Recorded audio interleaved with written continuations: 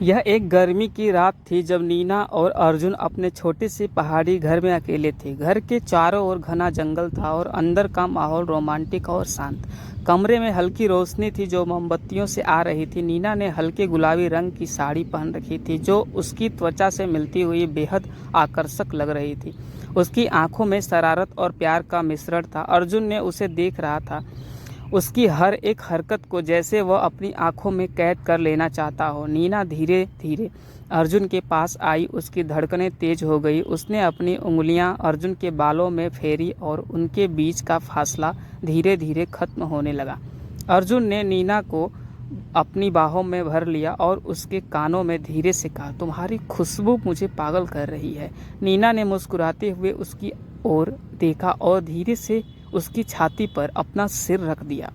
उसकी सांसें भी अर्जुन के दिल की धड़कनों से मेल खा रही थी।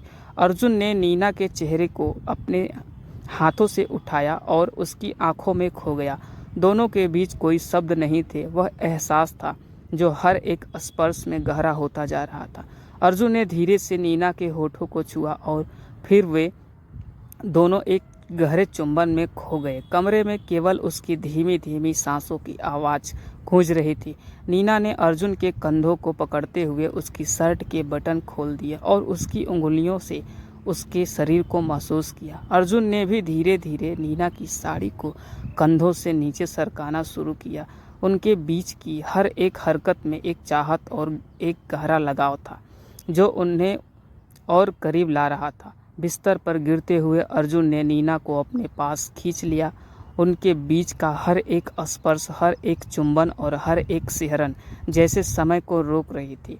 रात के इस शांत माहौल में उनके बीच की गर्मी और बढ़ रही थी और उनका प्यार हर एक स्पर्श के साथ और गहरा होता जा रहा था।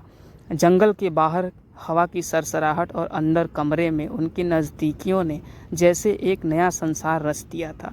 वो एक दूसरे में एक इस कदर खो गए कि शहर की समय का कोई हिसाब नहीं रहा। यह रात उनके लिए एक खूबसूरत और प्यार भरी याद बनकर रह गई जो उनकी ज़िंदगी में हमेशा ताजगी और रोमांस भरती रहेगी। आखिर में जब सब कुछ थम गया, नीना ने अर्जुन के सीने पर सिर रखा और दोनों ने एक दूसरे को कसकर पकड़े रखा, जैसे वो कभी अलग न होना चाहते हो।